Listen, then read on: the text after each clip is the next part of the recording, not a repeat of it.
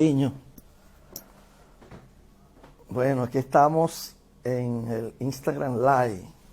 Hola Victoria, saludos. Bueno, ya estamos como que pasaditos de la hora, ¿no? Son las 7. Bueno, hoy nos espera una disertación que vamos a hacer sobre un tema que a mí me apasiona mucho, que es la entidad de atención. Claro, la entidad de atención no es que me apasiona la entidad de atención, sino que está vinculada a todos los temas. Pero fíjense, yo voy a empezar señalando que el constituyente fue muy sabio cuando en el artículo 75 constitucional señaló, vamos a decir, la estructura de la familia. Y fíjense que él empieza en el artículo 75 señalando que el Estado protegerá a las familias. Ese no fue un desliz del constituyente ponerlo en plural, sino que fue a propósito. Porque el constituyente sabe que no existe una sola familia, como lo creía el constituyente del año 61. El constituyente del año 61 creía que había una sola tipología familiar y que era la familia conformada por personas que hayan contraído el vínculo matrimonial. Y de allí pues surgió una serie de problemas. Quiero saber si me escuchan, si me están escuchando. Saludos, tema subestimado, correcto. Sí, bueno, fíjense. Entonces, ¿qué sucede? Que el constituyente del 61 pensaba que había una sola tipología familiar, que era la familia matrimonial. De allí pues, surgió una serie de problemas, porque muchas personas aparecen en su acta de nacimiento, por ejemplo, en mi caso particular, aparezco hijo natural de Dominga Bandres, que era mi mamá, y luego mi papá me reconoció. Pero los que venían del matrimonio, en su acta de nacimiento decía hijo legítimo de.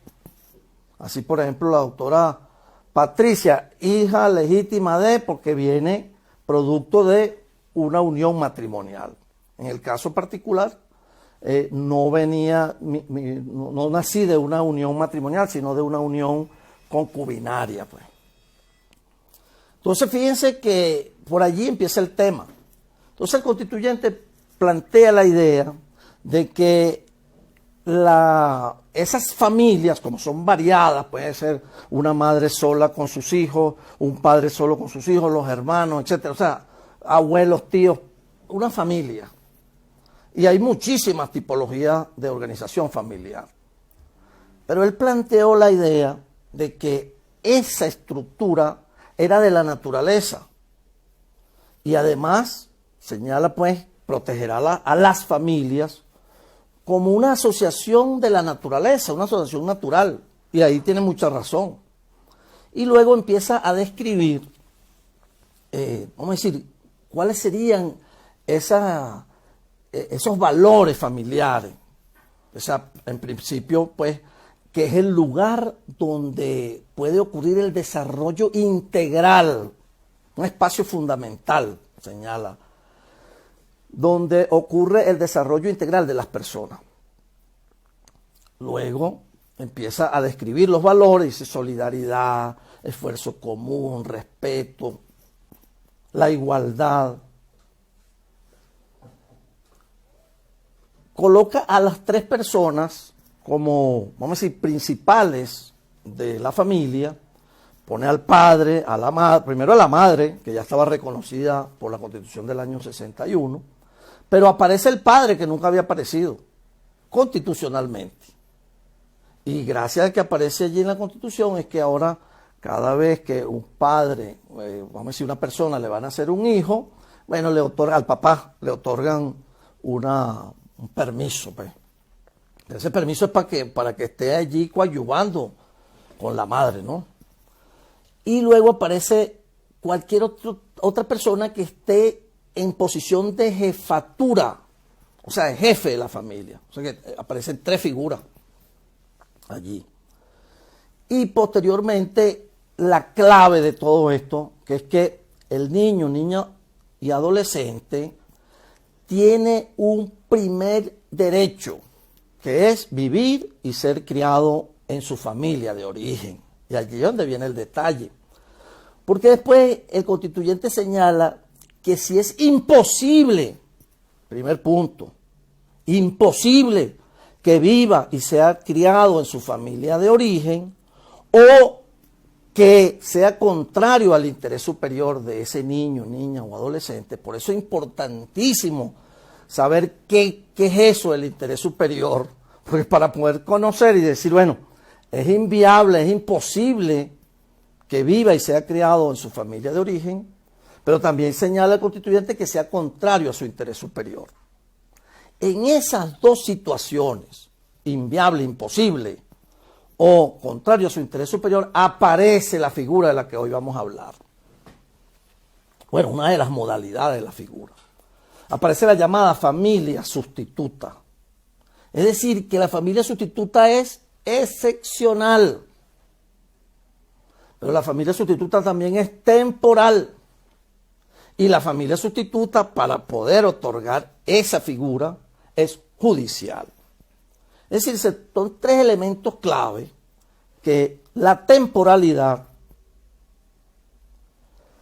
la excepcionalidad, porque la regla general, la regla es que viva y sea criado en su familia de origen. Y la excepción es que viva en una familia sustituta, cuando es imposible o cuando es contrario a su interés superior. Y judicial porque el único órgano del Estado que puede decretar una colocación o decretar esa colocación en una familia que no sea la de origen, sino la sustituta en sus distintas modalidades, es un tribunal especializado. Ese tribunal es el Tribunal de Protección de Niños, Niñas y Adolescentes que está en todo el territorio nacional. Pero fíjense, yo he tratado de estructurar esto de la siguiente manera.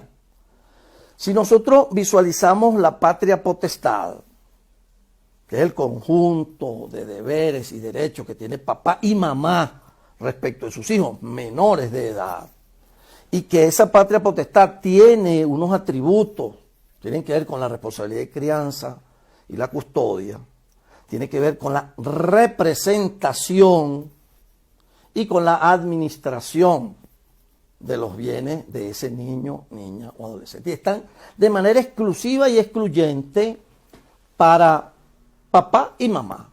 Obviamente que si está definida o determinada la filiación únicamente o sea, está determinada únicamente la filiación materna, entonces es la mamá sola. O si fallece uno de los progenitores, queda una solo de ellos. O cualquiera de las otras circunstancias de privación, etcétera, extinción o suspensión. Pero estamos hablando entonces que esa patria potestad es de manera exclusiva y excluyente. Ahora, ¿cómo hacemos para que esa figura llamada patria potestad, pues no se puede delegar a otra persona que no sea papá y mamá? O sea, que si usted, que me está oyendo, no es la mamá ni el papá de ese niño o niña que usted está allí cuidando, entonces usted jamás podrá tener la patria potestad porque no es su hijo. Ahora, el legislador plantea una institución sustitutiva de esos atributos o de algunos elementos de esos atributos. Es decir, que aun cuando sea una institución sustitutiva, no es, óiganse bien, no sustituye plenamente porque usted no es el papá ni la mamá. Entonces el legislador, ya en la ley, recordemos que la ley nuestra, la ley orgánica para la protección de niños, niñas y adolescentes, ha tenido dos reformas, pero la primera que entró en vigencia en el año 2000, que fue aquella que fue redactada en el año 98 y que tenía una vacación legis hasta que entrara en el año, creo que fue en mayo del año 2000, que entró en vigencia, y luego en el 2007 hubo una reforma procesal y posteriormente en el año 2015 una reforma que solamente tocó el sistema penal de responsabilidad del adolescente. Pero fíjense que el legislador plantea la idea de familia de origen nuclear y familia de origen extendida. Y esa nuclear obviamente que es papá y mamá e hijos.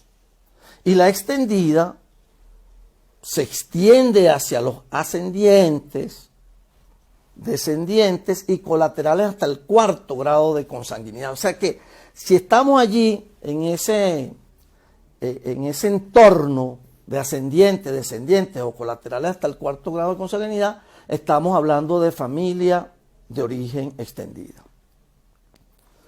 Pero como el legislador haciendo, vamos a decir, desarrollando la institución del artículo 75, desarrollando ese artículo, que aquí ocurrió algo distinto, porque la LOPNA, la primera, entró en vigencia antes que tuviésemos la Constitución del 99. En consecuencia, era avanzada respecto a la Constitución del 61, que era la que teníamos vigente para ese momento. Sin embargo, en la reforma del 2007, pues se incorporaron otros elementos. Pero, ¿cuál es la idea del legislador? Bueno, una familia nuclear, una familia de origen nuclear, una familia de origen extendida. Y aparecen entonces las figuras de las familias sustitutas o de la institución de la familia sustituta. Y obviamente que no derogó el legislador de ninguna manera la tutela. Entonces la tutela aparece, vamos a decir, con un orden de preferencia como familia sustituta, aquella institución antigua que todavía aparece en el Código Civil y está vigente, pues constituida por un tutor, un protutor, un consejo de tutela. Entonces hay una serie para manejar la crianza de un niño. Sin embargo, esa institución quedó como ahí paralizada, quedó, vamos a decir, quedó vacante, quedó yacente, pareciera que estuviera yacente allí, ¿no? Y obviamente que el legislador sabiamente creó la figura, es una ficción legal, la familia sustituta como tal, vamos a decir, dándole preferencia en primer lugar a parientes, preferiblemente parientes. Es decir, que yo puedo tener una familia sustituta con parientes del niño y es lo más lógico, porque el legislador usa también vamos a decir, la lógica, porque el sentido común es que ese niño, si es inviable, es imposible que viva con su familia de origen nuclear, la idea primordial, la preferencia la tendrían los parientes de ese niño, los vínculos que pueda tener. Y puede constituirse una familia sustituta de esos parientes o con esos parientes. Pero en sí la familia sustituta, el legislador la divide de dos maneras. Una que es la colocación propiamente tal de la familia del niño adolescente en una familia sustituta. Pero esa familia sustituta debe estar inscrita, registrada, capacitada para recibir un niño de manera temporal por un lapso de tiempo y donde va a utilizar las mismas herramientas que usa para criar a sus hijos. Es decir, es una crianza temporal. Y la llamada colocación en entidad de atención. Y finalmente, pues, aparece la adopción. O sea que, en último término, un niño o niña adolescente tendría derecho a ser adoptado, pero como última opción. Ahora, todo esto se vincula a que exista la posibilidad de restablecer, de reintegrar, de integrar nuevamente al niño a su familia. Es decir, que cualquiera de estas vías, excepto obviamente la adopción, porque ya la adopción pues sí le genera la verdadera patria potestad, se le restablece la patria potestad a ese niño con unas nuevas personas que no eran sus padres naturales, sus padres biológicos, ¿correcto? Pero a excepción de la adopción, todas las que le he mencionado, la posibilidad cierta es que se reintegre, se integre, como ustedes quieran llamarlo, pero que el niño vuelva a su familia de origen nuclear. Bueno, dicen que reintegrar es porque ya vivía con ellos y se está reintegrando. Integrar es que nunca había vivido con su papá ni con su mamá y lo están integrando a su familia. Es posible que se den algunos casos de integración y otros de reintegración. Pero sin embargo, la idea del legislador es que siempre esa opción sea válida y esté allí en el pensamiento de todos los operadores. Y mucho cuidado, es todos los operadores, no nada más los operadores de justicia, todos los operadores del sistema de protección. Que es muy importante señalar, porque aquí vamos a llegar a algunas conclusiones y algunas reflexiones, pero lo importante y lo básico es que haya una alianza verdadera y quitarse ese mito, eso no me corresponde a mí, esa situación que siempre yo había escuchado, no sé si todavía, eso no me corresponde, eso le corresponde a la entidad, eso le corresponde al juez, eso le corresponde al fiscal, eso le corresponde a otras personas del sistema. Y cuando hablamos de sistema es que estamos integrados, porque si no, no seríamos sistema. Entonces, ese es el primer punto básico que yo les quería mencionar, que tiene que ver con el asunto constitucional, vamos a decir, las directrices del constituyente que han sido desarrolladas por el legislador. Ahora, ¿qué es la entidad de atención? Entonces ya vimos que hay un orden de prelación y si nosotros revisamos, por decirles, el artículo 181 de la ley, nos define claramente qué es una entidad de atención. Voy a permitirme leer, le dice definición y naturaleza. Las entidades de atención son instituciones de interés público que ejecutan proyectos, medidas y sanciones. Fíjense ustedes, qué interesante, proyectos, medidas y sanciones. Pero de la que nosotros vamos a hablar es la intermedia, la de las medidas, las que ejecutan medidas. Porque obviamente que hay entidades de atención que ejecutan proyectos y hay otras entidades de atención que ejecutan sanciones, que esas no son de las que nosotros vamos a hablar el día de hoy. Las que ejecutan sanciones son las que tienen que ver con el sistema penal de responsabilidad del adolescente y no con esto. Entonces fíjense, proyectos, medidas y sanciones. Es decir, que esa entidad de atención, especialmente las que nos corresponde a nosotros en este tema, que son las que ejecutan medidas, entonces tiene que, dentro de esa estructura llamada entidad de atención, debe haber un programa para poder ejecutarlo.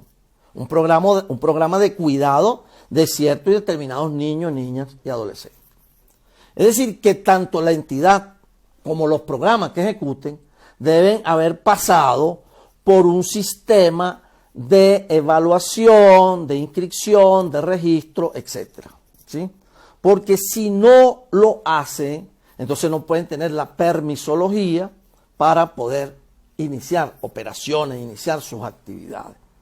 Bueno, además que pueden tener vamos a decir, distintas formas de funcionamiento o de creación. Dice que estas pueden ser constituidas a través de cualquier forma de organización o asociación pública, privada o mixta que permita la ley. Las entidades de atención creadas por organismos del sector público son públicas a los efectos de esta ley.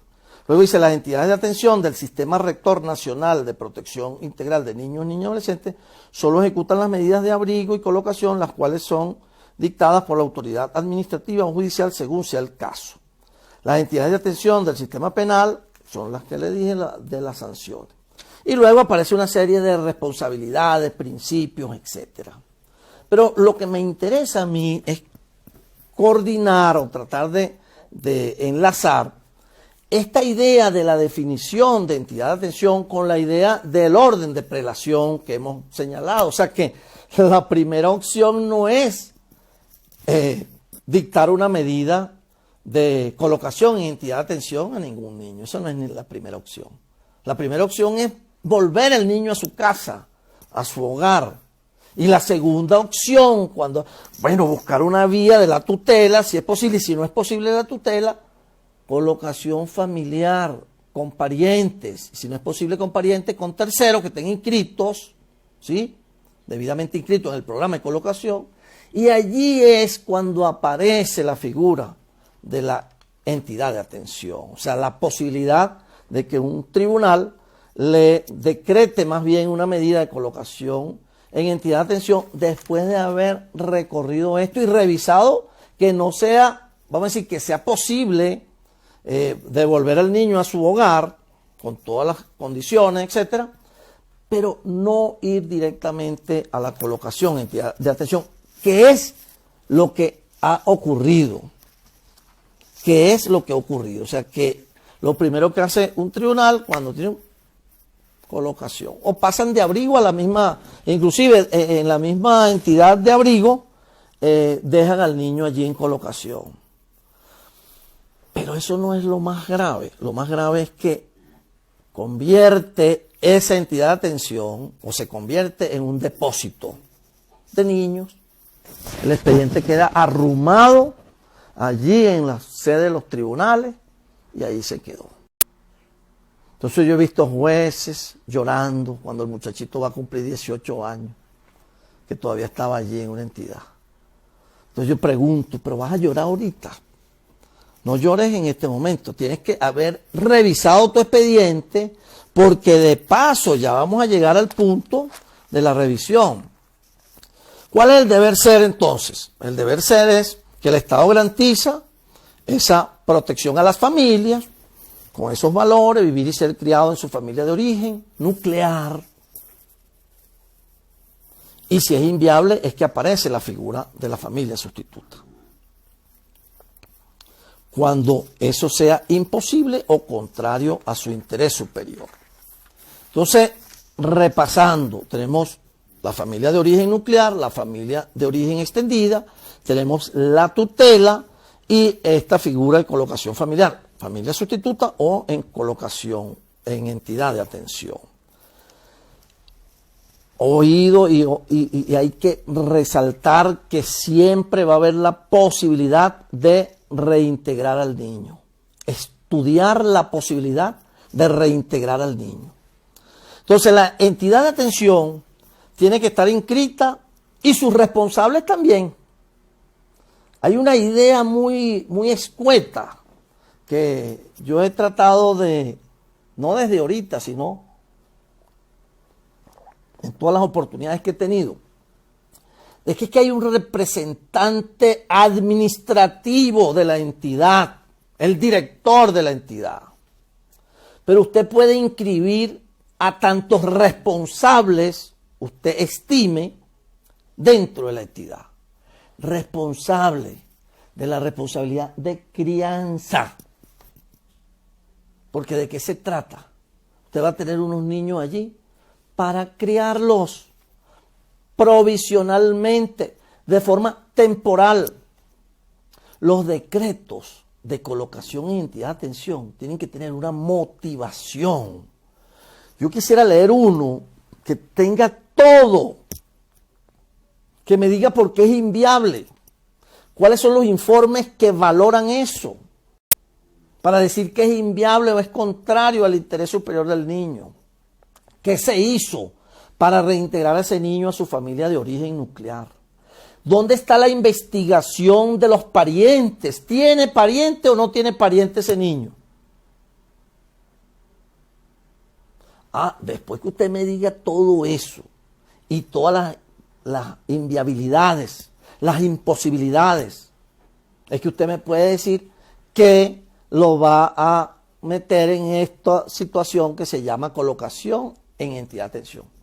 Pero además debe decir un tiempo, una temporalidad. No es que se decreta colocación en la entidad tal, del niño tal, y ya. Y ahí se quedó una hojita. Yo he visto decretos de una sola hojita. O sea, de 3 líneas. Se decreta colocación en entidad de atención. No tiene una motivación. Porque usted tiene que motivar y decir por qué razón es que... ¿Y por qué? Porque tiene que pasar por toda la prelación. Usted tiene el orden de prelación. Así como en la universidad. Usted tiene un orden... materia que prelan, usted no puede ver una porque le rasparon una, entonces tiene que volver a ver esa para poder inscribir una materia. Bueno, ese es el orden de prelación. Y el orden de prelación para mí es muy sencillo, es familia de origen, familia de origen, familia de origen, familia de origen, familia de origen. Muchísimas veces familia de origen. Nuclear, nuclear, nuclear. Después muchísima familia de origen extendida, extendida, extendida. Y agotado ese punto, es que podemos pensar en familia sustituta, y no en entidad de atención, sustituta, dentro del programa de colocación familiar. Es decir, personas que se capacitan para recibir a un niño en colocación familiar. Una casa normal, no se necesita mucho, no se necesita piscina. Una persona del mismo sector se capta, se capacita, se inscribe en el programa. Y una vez que tenga usted un banco de familia sustituta, que estén capacitadas, que estén dentro del programa de colocación familiar, entonces usted ese listado se lo pasa a los tribunales por zona. El IDENA debería tener, yo estoy colaborando con la presidenta del IDENA en estos días y hemos estado, pero el IDENA necesita reactivarse, necesita presupuesto, necesita todo para poder surgir y cumplir con el objetivo que tiene. El IDENA como órgano rector, vamos a decirlo así, porque aunque es la dirección ejecutiva del órgano rector, pero en realidad es el órgano rector. Debe tener un listado por regiones. Mira, aquí está, yo siendo el IDENA, entregara a cada circuito judicial el listado, inclusive el listado de familia en abrigo, que aparece en la ley que nunca nadie le ha parado a eso. El IDENA debería entregar a cada circuito judicial de cada estado un listado de familia en abrigo, un listado de familia sustituta, un listado de las entidades de atención pública, las mixtas, las privadas.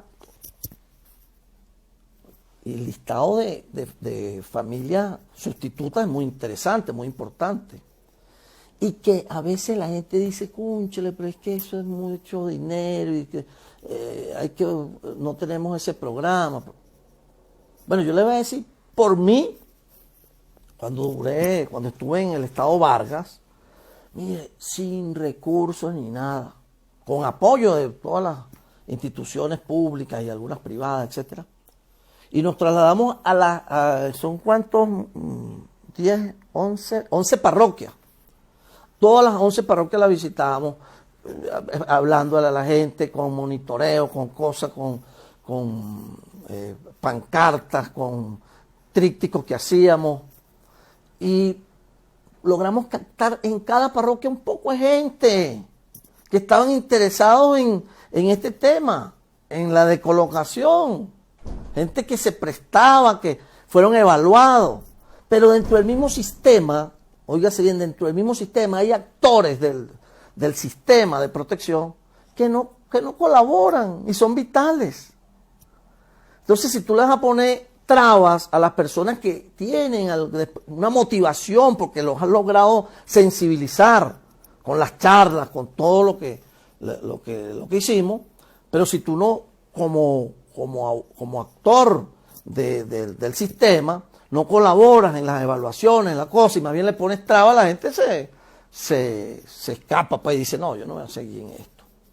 Entonces hay una palabra clave que es voluntad. Ahí no se necesita nada. Y si aquí me está oyendo a alguien de los organismos, voluntad, ahí no se necesita plata. Ahora, hay una cosa muy importante. La voluntad tiene que ser general, no voluntad de uno. Porque el que piense ingresar como juez, como funcionario del sistema de protección, y está pensando en plata, por aquí no es la vía. Los salarios, ustedes saben que es prácticamente cero. Entonces la persona tiene que tener un deseo profundo interno de coadyuvar en este tema. Pero si anda buscando un salario, olvídese de eso. Por aquí no, vaya a buscar en otro lado. Por aquí no es. Y eso se lo aseguro yo, por aquí no es. Sistema de protección, el que ande buscando dinero en el sistema de protección, este no es la vía. Póngase a vender otra cosa, póngase a hacer tortas, a lo mejor se convierte en millonario haciendo torta o vendiendo otra cosa, pero por este lado no. Entonces, fíjense que tenemos una cosa, unos pros y unos contras, más contra que pro. Y los contras es que no es atractivo entrar en el sistema de protección. ¿Por qué no es atractivo? Porque, bueno, tendrá que ser comeflor como muchos de nosotros, incluyéndome, comeflores, así, que piensan en la justicia y tal. Pero el que no sea comeflor y ande buscando otra cosa, por aquí no es la vía. Obviamente que la realidad es distinta. La realidad es como una persona puede ir a laborar si no va a tener ni siquiera para vivir.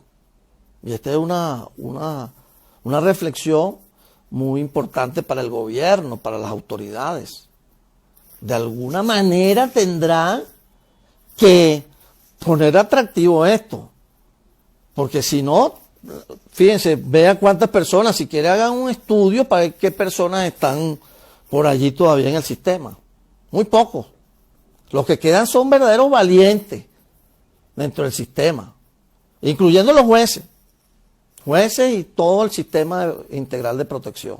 Son valientes porque, sí, comeflor es aquellas personas que siempre idealizan las cosas, aunque los comeflor también se desmoralizan, correcto, se desmoralizan, como a todos nos ha pasado. Bueno, esta vaina no sirve. Yo he escuchado ministros de todas clases durante mi estadía en el Poder Judicial, reuniones, y yo comiendo flor, yo decía, coño, ahora sí es verdad, porque este nuevo sí, o presidente del IDENA, este sí, o esta sí, y después veía que pasaba el tiempo, los cambiaban y no se lograba nada.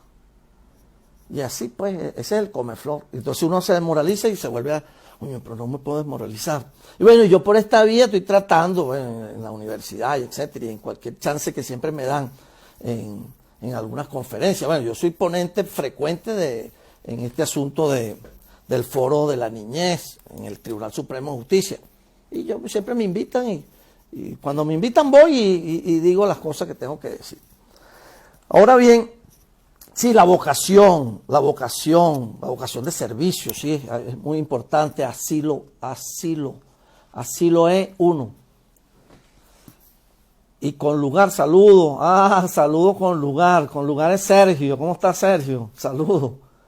Bueno, ciertamente ese es el punto. Entonces, volviendo aquí, porque uno se emociona con el tema y el asunto.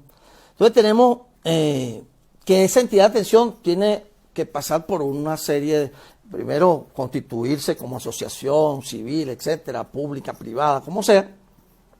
Luego tiene que pasar por un proceso importantísimo de registro y también inscribir el programa.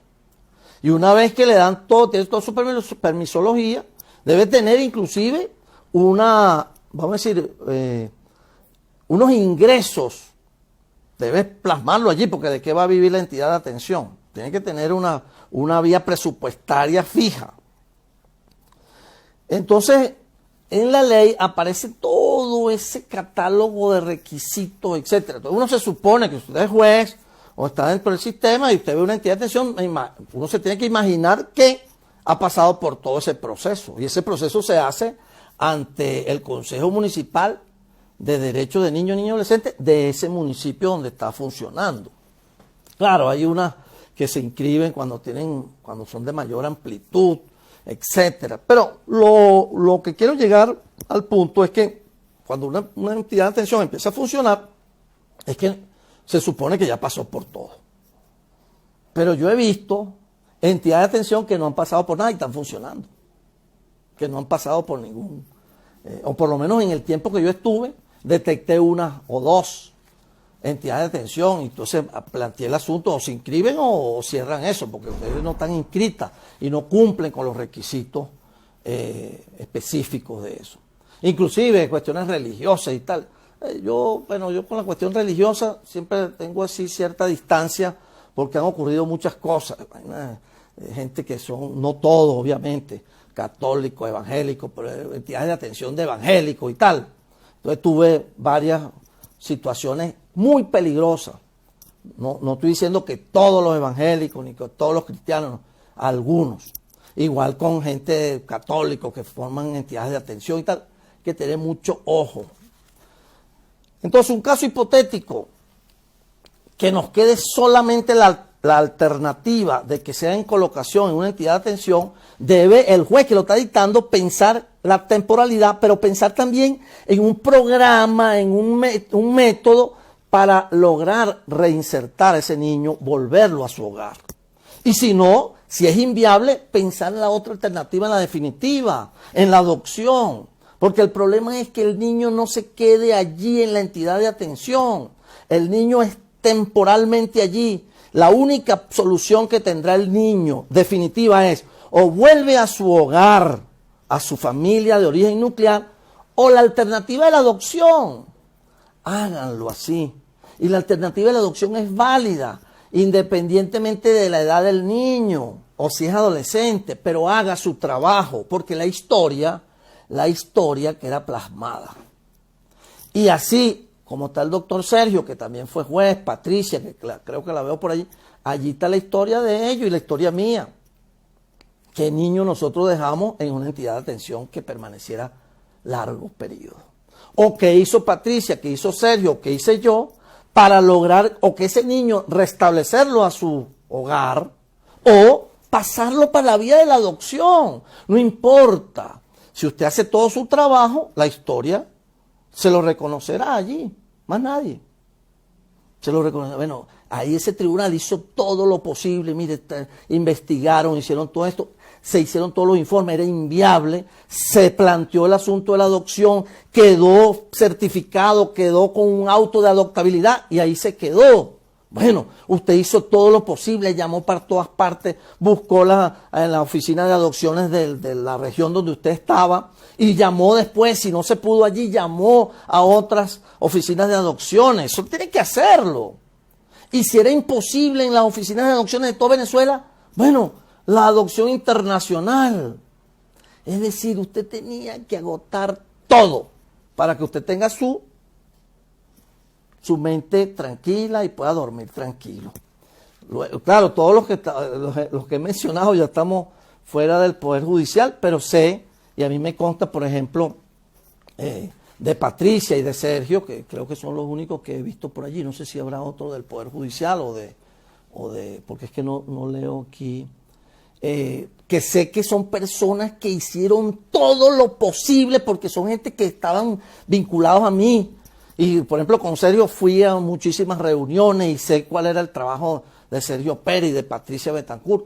Son personas, idóneas, son personas integrales. De esas dos personas que están allí, no sé de otros. Hay otras personas que eran descuidadas con sus expedientes de protección y arrumaban esos expedientes allí con polillas, etcétera. Y siendo que dentro de ese expediente no está la polilla, está un niño. Detrás de ese expediente está un niño allá en la entidad de atención que se les va olvidando porque el juez se está preocupado por los divorcios y por la responsabilidad de crianza y los temas estos de que si lo van a recusar, que si lo van a denunciar en la inspectoría de tribunales, etcétera. Pero se va olvidando de esos temas.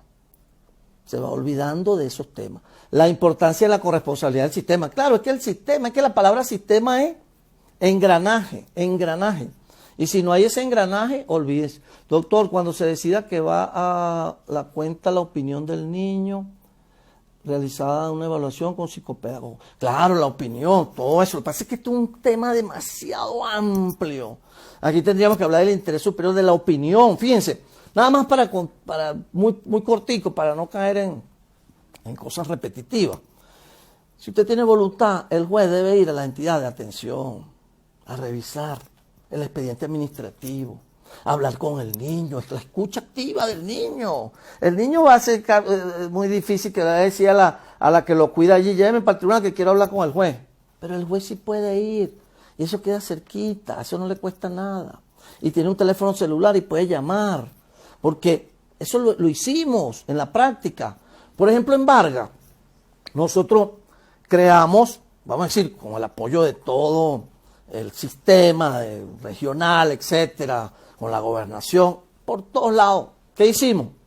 Visitamos, captamos y visitamos mensualmente 2 y 3 veces todas las entidades de atención que habían que había como 10. Después eliminamos una, quedaron como 9. Pero ¿qué hacíamos en la visita? No para tomarnos fotos, fotografía, eso que dicen, vamos a echarnos fotos en diciembre para los regalitos, no. Íbamos con un plan, con unas planillas para actualizar tanto el expediente judicial con el expediente administrativo. E interrogar a las personas que trabajan allí. Mire, este niño lo ha visitado. Sí, por cierto, pero no está registrado. Vino una abuela. ¿Cómo se llama la abuela? Anota rápidamente el número telefónico y ¿qué te cuesta? Marcar y hablar con la abuela. Abuelita, ¿cómo estás? Mira, te habla fulano de aquí del tribunal. Tú quisieras hablar conmigo, es que necesitamos conversar para ver cómo está tu situación, etcétera. Muchísimas cosas se lograron. Y se lograba. La abuelita ni sabía que ese niño estaba allí. Y resulta que esa abuelita sí puede tenerlo. El niño, mire, yo le decía una forma de, cada vez que usted saque un niño a una entidad de atención, esa sí sería una carita feliz. Cada vez que usted meta a un niño en una entidad de atención, una carita triste, hacia abajo. Carita triste, carita alegre. Y yo le decía a la gente que trabaja en la entidad, usted facilita, usted no me reporte nada, repórteme carita feliz y carita triste. Carita triste cada vez que ingresa. Pero había entidades que tampoco lo entendían. Ay, doctor, pero si aquí nosotros logramos en una entidad muy preocupante. Me dijo la directora, doctor, estoy preocupada porque parece que vamos a cerrar la entidad porque aquí ya casi no hay niños de que usted llegó. Porque todos los niños estaban en su casa. O en proceso de adopción, qué sé yo, no sé. Pero ya no estaban en la entidad. Y ella estaba preocupada porque la podían botar y ya no podía trabajar más ahí. Yo decía, pero alégrate. Entonces hay unas contradicciones en la mente de las personas que la entidad de atención no debería ni existir. Para mi criterio no deberían existir. En un mundo ideal, en un país ideal, no debería existir entidades de atención. Debería existir todo el mundo en su casa, vivir así sabrosito, como dice la Constitución, mira, 75. Asociación de la naturaleza, fíjense. Se basa en la igualdad, solidaridad, esfuerzo común, comprensión mutua y respeto recíproco de su integrante. Su familia de origen, mire, esa vaina la tiene la gente en la sangre. Usted separa a un niño de su familia de origen y ese niño está sufriendo. No importa que sean pobres, que yo cuando empecé en estos temas, no, es que la entidad de atención tiene que tener piscina o tal. ¿Qué es eso? Si más bien en Vargas le pedí que cerraran la piscina porque ya no tenía mantenimiento, era muy honda. Y le digo, bueno, tapen eso, por favor, porque ahí se puede ahogar a alguien, uno de los niños, de los muchachos. Échenle tierra y échenle para que sea más bien un campo allí, puedan jugar, pero la piscina no. Porque no estaba funcionando y era llena de agua de lluvia, pues. Y no sé si la taparían, no sé.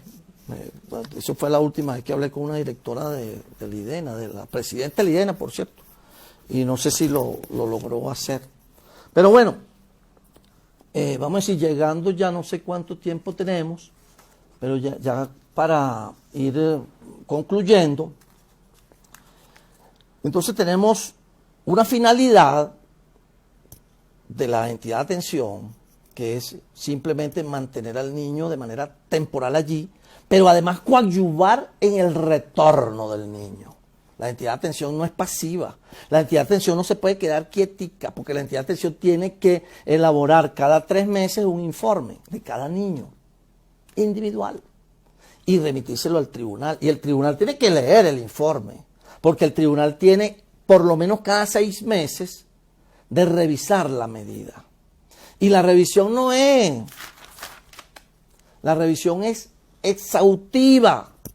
¿Con qué la va a revisar? Con las visitas que él haya hecho a la entidad, con los informes que le presente el equipo multidisciplinario de la entidad y con todo lo que hay en el expediente y todo el esfuerzo que él pueda hacer para ubicar a esa familia de origen o la extendida, ¿sí?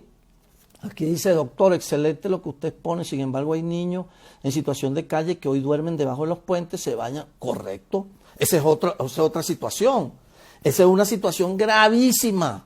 Y sí, me consta. Hay una forma de abordaje, pero aquí no hay, yo no veo la voluntad política ni del sistema integral para lograr combatir eso. Había un momento que casi no había niños en la calle. Y eso se los digo yo. Hubo un tiempo que no había, ahora hay muchísimos, correcto. Pero ese es otro tipo de situación porque tiene que ser personal idóneo, capacitado para el abordaje. El abordaje no es una cosa arbitraria, una cosa improvisada. Vamos a agarrar a todos esos muchachitos que estén por ahí. Eso no es así. Eso tiene un estudio en otros países, pero grandísimo. Y en Venezuela también lo han estudiado. Y hay mecanismos, hay modos, pero tienes que tener una infraestructura y tienes que tener de visitar al niño en la propia calle. No es agarrarlo y llevárselo. Eso es contraproducente. Es abordarlo, visitarlo en la propia calle donde vive. Poco a poco, eso tiene un trámite. Yo no lo sé. Yo no soy especialista en abordaje. Pero sé que he leído y hay protocolos. El propio UNICEF ha hecho protocolos de eso. En varios países, protocolo de abordaje, con un mecanismo, una cosa bien hecha, con planillas, con forma, cómo es que lo tienes que abordar, tienes que sentarte con él, vivir allí ahí todos los días, pues, hasta que muchacho, y también sitios abiertos donde el muchacho pueda ir, dormir, comer, hasta que poco a poco él se va quedando en la entidad. Hay muchos mecanismos. Y esas serían unas entidades abiertas que también pudieran crearse. Hay muchísimas. De esto pudiéramos, hablar, no digo un día, sino varias semanas. Entonces, pero ¿qué es lo que yo veo preocupante? Que el sistema de protección y los integrantes, yo siempre pongo el ejemplo del duende tutelar que aparece por allí. Entonces, el duende tutelar le gusta mucho la entidad de atención. El duende tutelar es, entidad de atención, véngase para acá, entidad de atención para acá, para acá. El duende tutelar es la ley tutelar de menores. Es que usted hace con el niño lo que usted quiera. Correcto. Y lo primero es separarlo y llevarlo a una entidad, a un reclusorio prácticamente. ¿Sí? Entonces, la idea es que usted, a ese duende tutelar, la única manera, creo que yo lo escribí por aquí, la única manera del antídoto, pues, o alejarlo, espantar a ese duende tutelar, es estudiar, repasar, saber lo que es el interés superior del niño, estudiarlo, repasarlo, la doctrina de protección integral, y metérsele esto. Y ustedes saben que si usted reza el concepto de interés superior, el duende tutelar se aleja, porque no le gusta el interés superior, él no le gusta la doctrina de protección integral. Él es el dueño absoluto de la otra doctrina, que era de la situación irregular. Entonces usted tiene que espantarlo. El padre no puede denunciar tal hecho en la jurisdicción donde vive el padre. Oye, no entiendo esto bien. Ahorita los abordan y los montan en un camión, dice una persona por aquí, dice el amigo Juan Argüiz. Ahorita eso está mal hecho, porque eso no son ningunos delincuentes, ni mucho menos, ni tiene que abordarlo y montarlo en un camión. El padre no puede denunciar el hecho en la jurisdicción donde vive el padre. Patricia, el duende tutelar, siempre recuerdo esa anécdota. Es verdad, yo siempre la acuerdo y les digo que se ha unido. Ajá. Bueno, entonces, yo digo, para finalizar y contestar algunas preguntas que ustedes tengan, yo tengo algunas conclusiones, pero no quise tampoco ponerme en temas relacionados con los artículos ni nada. tenemos como conclusión la colocación en entidad de atención es una medida entonces excepcional, temporal y judicial. Judicial porque no la puede dictar sino en los tribunales. Temporal porque usted tiene que ponerle un tiempo a esa entidad y debe haber un plan. Allí debe haber un plan dentro del expediente, plan de reinserción. Todos los expedientes de colocación deben tener un plan de reinserción, elaborar un plan de reinserción con los expertos, ir a buscar a esa familia, convocar a esa familia de origen para después determinar si es inviable o no. Y obviamente si es inviable, entonces tenemos las dos posibilidades, o la adopción para que se restablezca su patria potestad, ¿sí? O pues una colocación en familia sustituta y no en una entidad de atención. Pero digo, si ya usted pasó porque fue inviable en una entidad de atención, en una familia sustituta, fue porque pasó a una entidad de atención. O sea, la única manera de pasar a una entidad de atención, para ese rango de entidad de atención, era que usted había revisado todo. Es necesario cumplir con el orden de prelación. Prelación. No es que el listado de entidades de atención, mételo en la entidad de atención. Casi que automático, con un formato. Eso no puede ser a través de formato. Eso tiene que ser con motivación de ese caso particular. Coloqué aquí que es necesario implementar la forma más expedita para reinsertar o insertar al niño a su familia de origen. Claro, el plan de reinserción. Lo primero que usted tiene que hacer es el plan de reinserción. Si es inviable el restablecimiento, la adopción o familia sustituta, como lo dije. Y punto clave, si usted anda buscando un salario para vivir, no se meta en el sistema de protección. Voluntad, esa es la palabra clave. Y espantar al duende tutelar. Bueno, con esto digo que he concluido. Vamos a ver si hay alguna pregunta, algún aporte. ¿Usted no cree que en ocasiones abusan en el nombre interés superior del niño? Bueno, el que abusa del interés superior del niño es el que no sabe en qué consiste esa determinación. Porque yo creo que por aquí pueden ver en uno de los videos que he publicado, aparece cómo se evalúa el interés superior y cómo se determina el interés superior. Ahí no hay pele. El que abusa del interés superior es porque no conoce qué es el interés superior. Dice conocer unas colocaciones familiares en todas sus formas. Eso, el Estado debería ser realmente, le interesa el futuro de esos chamos. Sí, el futuro y el presente. Pequeños grupos es la clave. Muy importante lo que dice la compañera Lisbeth Díaz. Gracias, Lisbeth. Pequeños grupos es la clave. Claro, lo dice la ley. La ley lo establece. La ley dice que individualizado en pequeños grupos. Claro, porque mire, hay una cosa que yo siempre he dicho, gracias por el aporte, Lisbeth. Es que, mire, ¿quién ha dicho que en una casa, porque se supone que la entidad de atención tiene que parecerse lo más posible a un hogar? Pero yo en mi casa, por muy pobre que éramos, yo podía abrir, cuando compraron nevera, abrir la nevera. A las 12 de la noche me paraba y abría la nevera. Después me regañaban. Pero yo me paraba y me daba miedo y llamaba a mi mamá para que me acompañe al baño. Bueno, era en Altagracia Orituco, no había baño, había que orinar por allá por el patio. Era un pueblo, es un pueblo. Pero esa es la libertad. Ahora, usted tiene una entidad de atención donde el niño tiene que, primero un guía, no sé cómo que se llama, que lo atiende en la mañana, después otro lo atiende en la noche, en la tarde. Y esa persona se va de vacaciones y yo me encariño con alguno de ellos. Imagínense todo lo que puede ocurrir en una entidad de atención de sufrimiento, vulneraciones. Bueno, no vamos a entrar en esos detalles, pero son muchísimas vulneraciones que hay. Por eso es la temporalidad, por eso es que tiene que ser rápido. Es más, yo diría que no pisen una entidad de atención. Yo quisiera que ningún niño, niña o adolescente pisara una entidad de atención. Que haya más bien familia sustituta, porque yo me puedo adaptar rápidamente a una casa donde hay un televisor, donde hay una familia, donde el señor trabaja de carpintero, o lo que sea, es albañil, lo que sea, o trabajan en una camioneta por puesto y yo me acostumbro allí como niño porque estoy viviendo allí con una familia. Hay otros hermanitos, otros muchachitos que van a ser como hermanitos míos. Que en una entidad de atención donde pueden, hay unos que yo he visto que tienen hasta un timbre, no sé si ahorita, pero un timbre. O que dentro de la entidad exista un consultorio médico. ¿Qué es eso? Dentro de mi casa hay un consultorio odontológico, un consultorio médico. Yo he visto entidades de atención donde hay capilla. Donde hay capilla. ¿Saben lo que es una capilla? Una capilla religiosa. ¿En qué casa hay una capilla?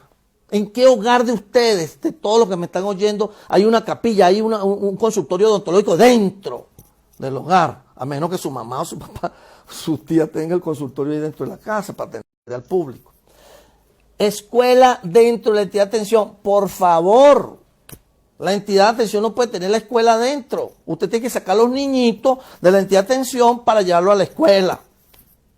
Usted sabe que SOS,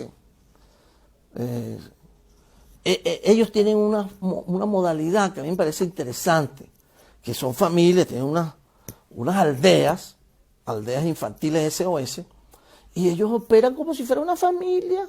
Van y los llevan a su escuela, si el niño se enferma, van al médico. ¿Qué hace, por ejemplo, la doctora Lisbeth Díaz cuando el niño, su hijo, se le enferma? Lo lleva al médico. Lisbeth Díaz lleva al niño a la escuela o tiene la escuela adentro.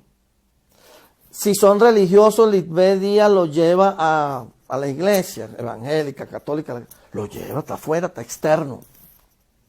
Es una deformación de una entidad de atención, o sea, crear una entidad de atención como un centro de reclusión.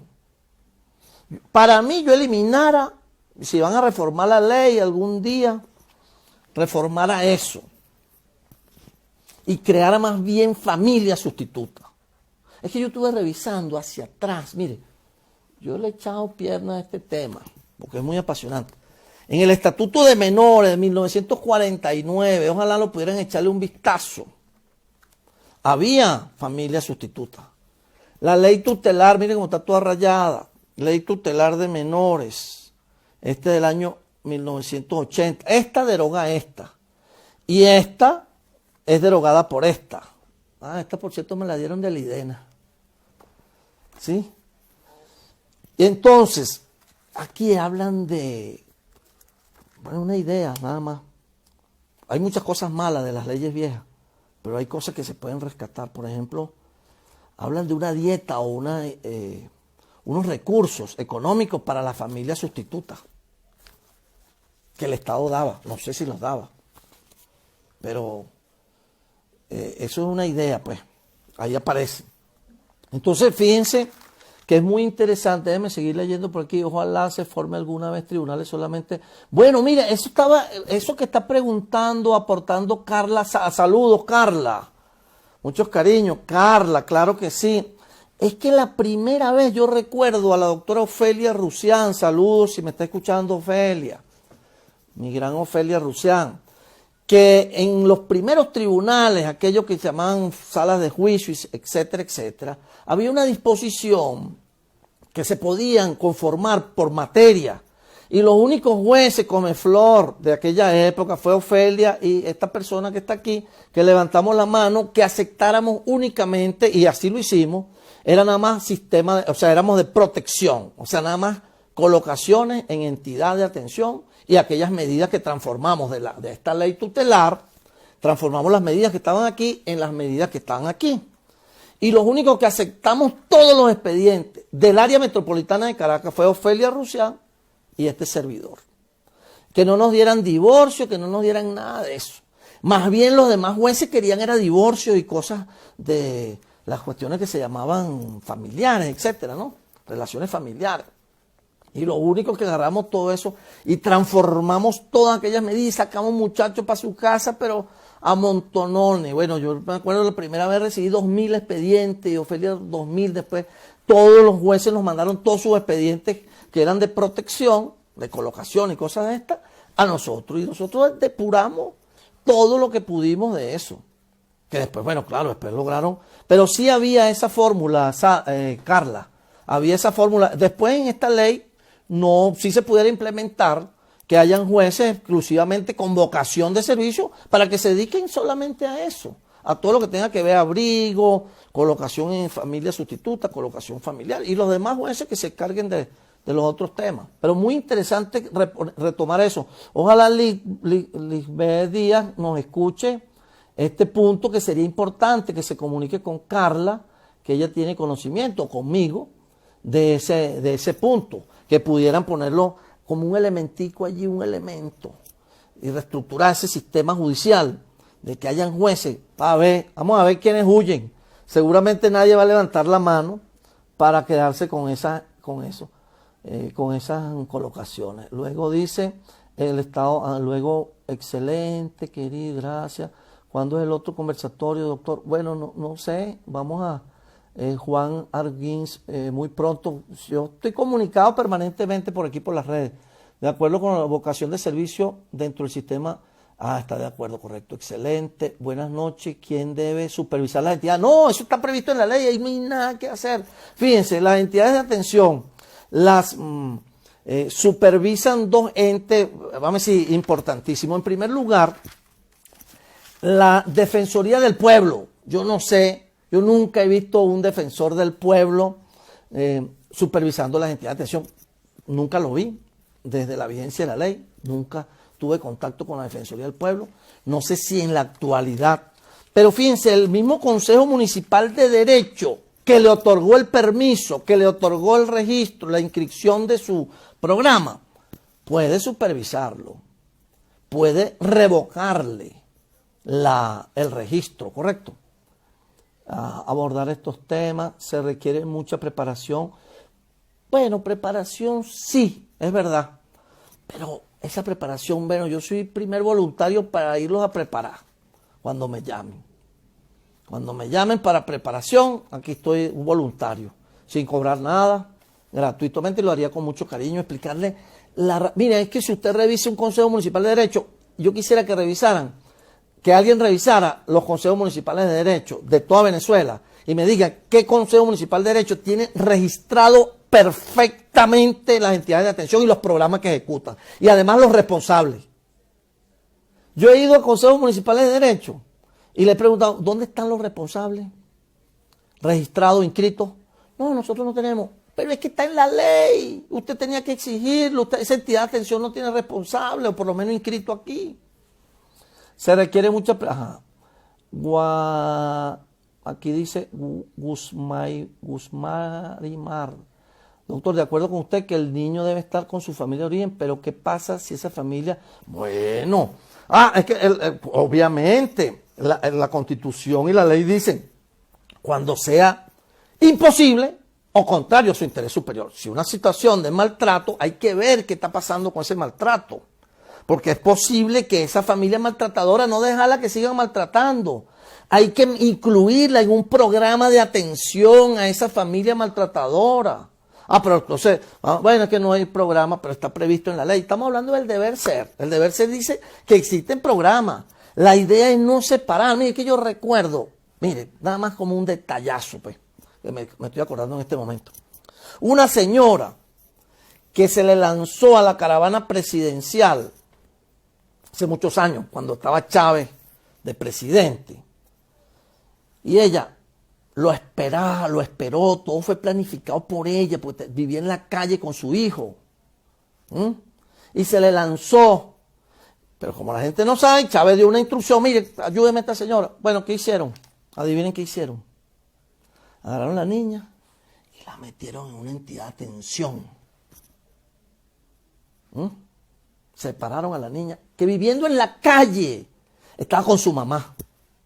Y de eso se hizo una reflexión muy interesante. Fuimos a unos cursos, unas cosas y tal.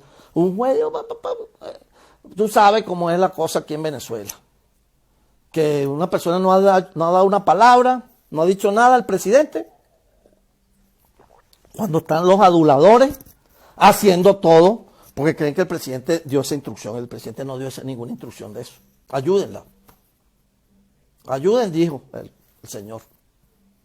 Inmediatamente la ayudaron y le quitaron la niña. Después la señora se le volvió a lanzar, era muy hábil. En otra cosa por allí, se le lanzó presidente, me quitaron la niña. Como a los 2, 3 meses, no sé cuánto. Y ahí fue, ¿qué vaina? ¿Qué pasó con esta señora? No saben nada porque no. Tutelar, el duende tutelar metido en la cabeza de todos los aduladores. ¿Bien? Porque eso es adulancia. Pues piensa, analiza. Si te están dando una ayuda, no tienes que ayudarla, tienes que actuar de conformidad con la ley. Estaba la ley. No vayan a creer que era la ley tutelar. Estaba la ley. No esta del 2007, pero estaba la ley. La ley del 2000, que entró en vigencia en el 2000. Y ahí se actuó, sí. Igual sucedió en Vargas con el deslave. Niños separados por aquí, adoptados por otros lados. Una locura. Pero sí es interesante. Un día en la vida de un niño puede... Muy interesante lo que me dice la compañera Patricia Betancourt. Un día en la vida de un niño puede ser una eternidad, por lo que la actuación inmediata del juez es vital. Claro, la percepción del tiempo está prevista como uno de los criterios de evaluación que dictó en la observación general número 14 el Comité de los Derechos del Niño. Pero eso es como que les resbala a las personas que dictan decretos de ese tipo. ¿Quién se debe encargar de crear los programas?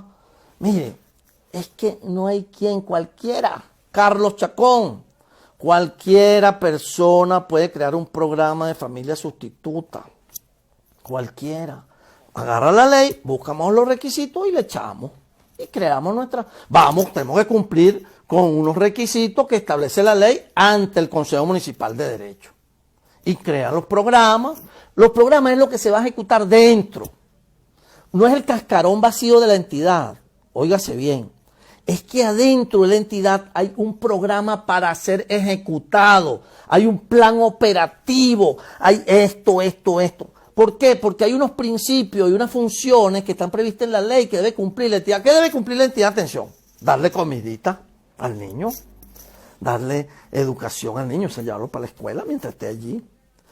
Servicio médico, no adentro, hacerle los servicios fuera. Llevarlo, ¿sí?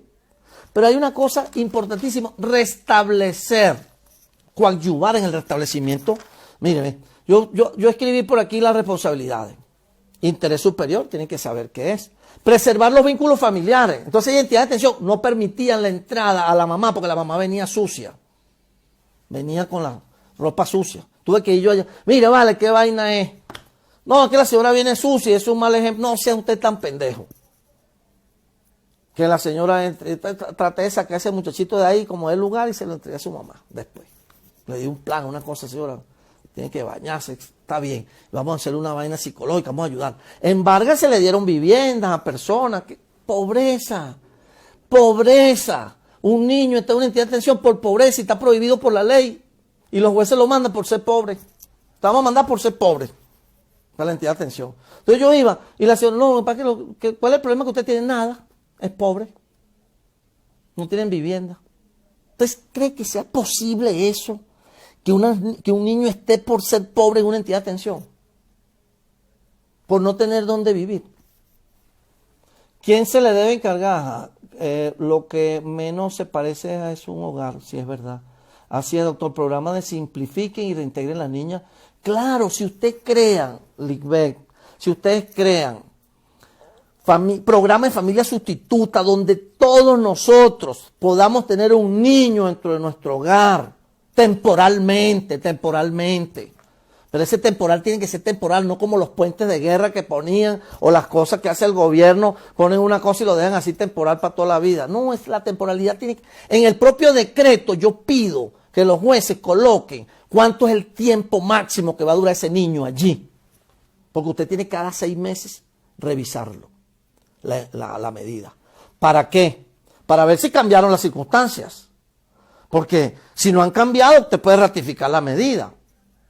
Pero si cambiaron, usted puede modificar la medida, puede revocarla. Que es lo que plantea la ley. Por ejemplo, una de las responsabilidades, preservar la identidad del niño. Atención individualizada, pequeños grupos, lo que dijo la doctora Díaz. Bueno, alimentos, vestidos, todo lo que hace en un hogar. Sus objetos personales, usted no los puede quitárselo. Si el niño tiene un osito, una cosa, un carrito, déjele su carrito allí. Preparación gradual, esta es la que más me gusta de la responsabilidad. Preparación gradual para su separación. Fíjense que la ley es tan inteligente, el legislador de la LOPNA, que puso como una responsabilidad es la preparación gradual, porque el legislador está pensando en que no va a durar mucho tiempo allí, que usted lo tiene que preparar gradualmente para separarlo de allí, de la entidad de atención, para que se vaya para otro lugar. ¿Y cuál es el lugar ideal? Su familia de origen nuclear o extendida. Lo puso como una responsabilidad. Luego, seguimiento. Yo no he visto ni una entidad de atención que le haga seguimiento después que el niño sale de esa entidad de atención. Se olvidan. El resto del mundo se olvida. Seguimiento de ese niño para ver de la situación del niño después que estuvo en la entidad y fue derivado, o no sé cómo se llamará ahora, etcétera, que lo pasaron para otro lugar o para su familia. Hay que hacerle un seguimiento. Hay que saber qué pasó. Entonces, bueno, con eso sería, ¿qué más? Ayerín, me recuerdo esa. Ayerín, saludo, mi querida Ayerín, era mi secretaria del tribunal. ¿Cómo no? Edio, súper bueno, doctor, un abrazo, saludos, Edio. Che Hernández, yo también me anoto para formar, perfecto, fíjense, mucho voluntario. Doctor, una pregunta, si el niño no comparte la crianza religiosa de sus padres, ese niño, ¿qué puede hacer? Bueno, el niño tiene una evolución, el niño va evolucionando, ¿correcto? Y el niño tiene el poder de decidir después en qué religión. Por ejemplo, yo no estoy de acuerdo que el niño desde pequeño le digan que esta es tal religión y tal cosa. El niño, cuando él ya tiene uso de razón, etcétera, puede decidir perfectamente la religión. Nosotros en Venezuela somos laicos, o sea, no tenemos una religión oficial del Estado. Y entonces hay libertad de culto. Entonces hay gente que se sorprende, pero libertad de culto es libertad de culto. Libertad de culto.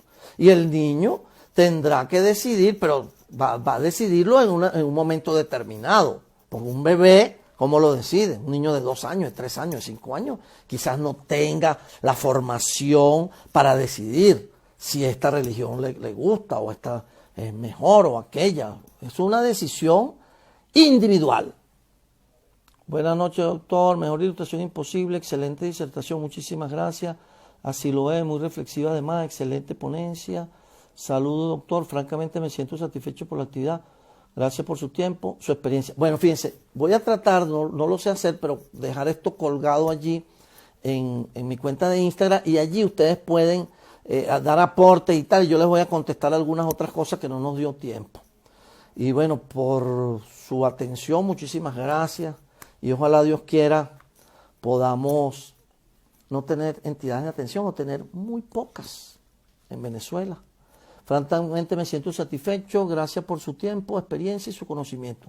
Bueno, muchos cariños y nos vamos a ver muy pronto porque voy a preparar otra disertación por esta vía sobre temas pues de esta materia que nos apasiona. Esta es una de las que más me apasiona que la he revisado con mucho ahínco en toda mi trayectoria pública que tuve. Y bueno, y sigo estudiando porque vamos a copiarnos de las cosas buenas de otros países.